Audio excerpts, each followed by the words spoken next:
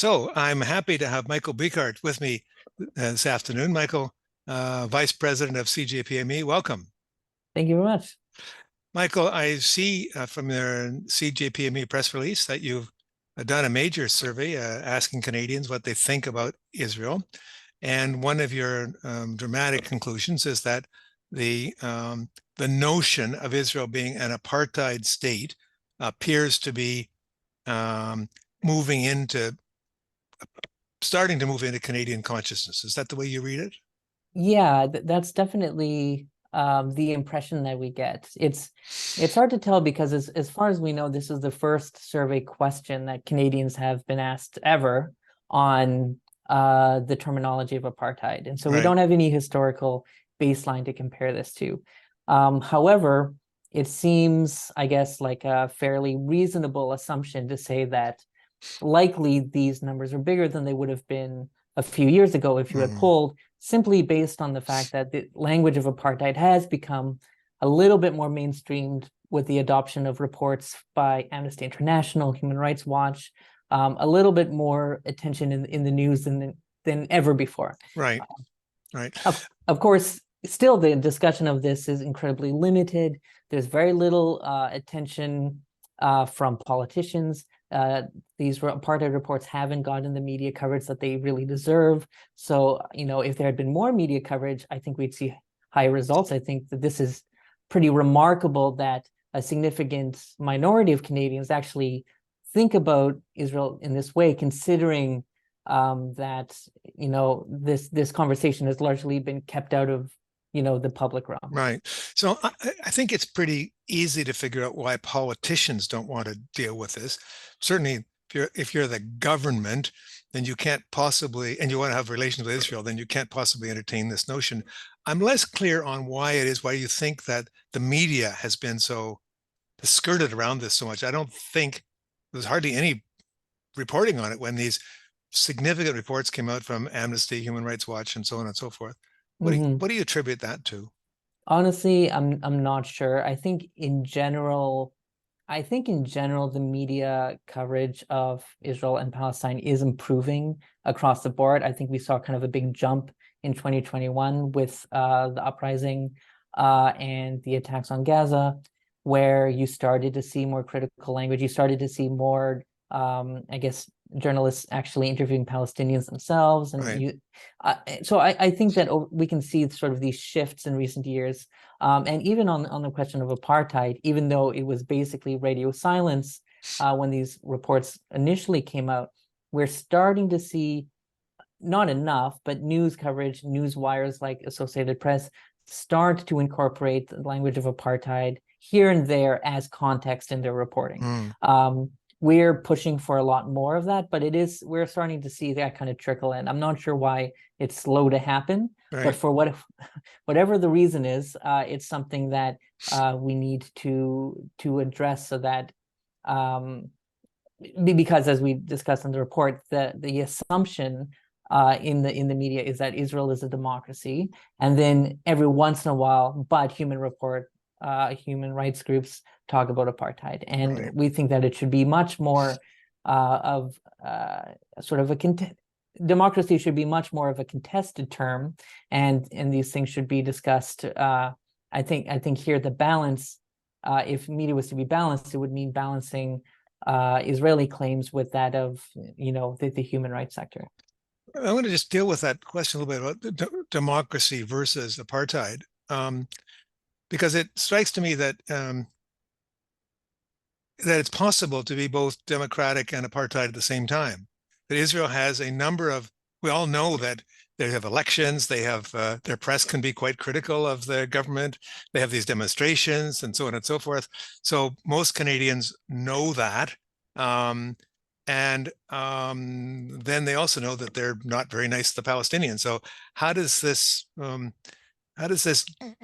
dissonance or this duality play out, do you think, in Canadian public opinion? Well, you're right that it's not a true dichotomy in the sense that every example of apartheid we had incorporated elements of democracy. So South Africa was a democracy for the white South African population, but it excluded from the outset Black South Africans, and there were severe limitations on the rights of other populations as well. The Jim Crow South of the US was a democracy for some people, even in Canada, where there you can argue elements of apartheid or racial practices that resemble apartheid in some key ways.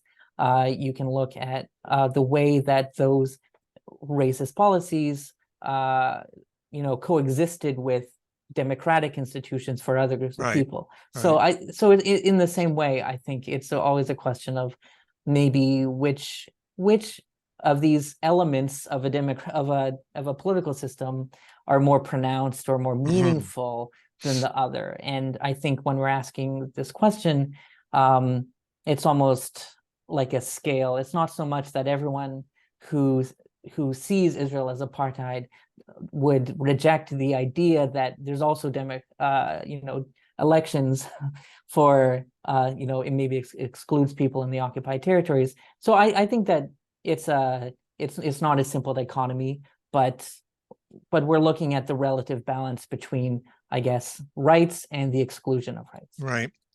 I also noticed that your results seem to indicate that more young people, more people of your age, are willing to describe Israel as an apartheid state than people of mine. We're not the same age, Michael. I'm sorry that's the case, but that's just the reality. I think the people, baby boomers, are pretty well fixed on, with my thesis, like, pretty well fixed on apartheid being a South African thing. So if it's either like South Africa or not like South Africa. Mm-hmm. What do you think about that? Yeah, I mean, it's interesting. I think you could be right that some people basically define apartheid only as the example of South Africa and are affixed to that. On the other hand, you have maybe a younger generation who, I mean, a lot of people in these categories weren't around for very long during the existence of apartheid in South Africa, and some of them may have only heard of it maybe Right. in school, and so. Uh, yeah, maybe their conception of apartheid was more expansive, and maybe they only heard about the word through the Palestine Solidarity Movement, which are using it in connection to Israel. So it's really hard to know what's going on there without sort of asking more questions about their understanding of these different contexts. Certainly, it's interesting that almost half of people under the age of 34 see Israel as a state with apartheid, Characteristics. Yeah. where only 4% of them see Israel as a vibrant democracy, which is Mm. how the Canadian government basically talks about Israel. Right. I think, when we look at other polls and other contexts, like in the States, for example, you do see similar generational shifts. So it might not necessarily be that people are more plugged in or less to the comparison with South Africa, but just more generally that younger generations are more sympathetic to the Palestinians and more critical of Israel. So yeah, it's hard to sort of know what to make of this.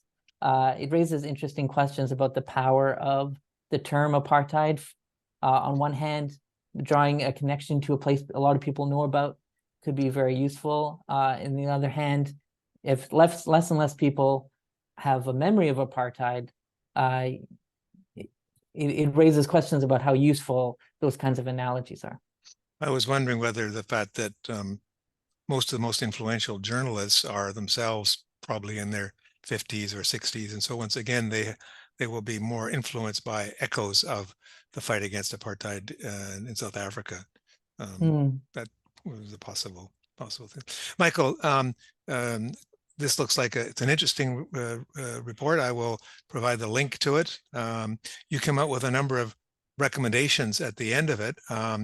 Do you remember off the top of your head what the recommendations were? I pulled this on you point blank. So, Well, we do have recommendations both for policymakers and for journalists. So right. from the policymaker side, we're sort of reiterating some of the points that we make generally about the need to change Canadian policy towards Israel so that we're acknowledging these reports from the human rights sector on apartheid rather than dismissing them outright, which has been Canada's approach so far.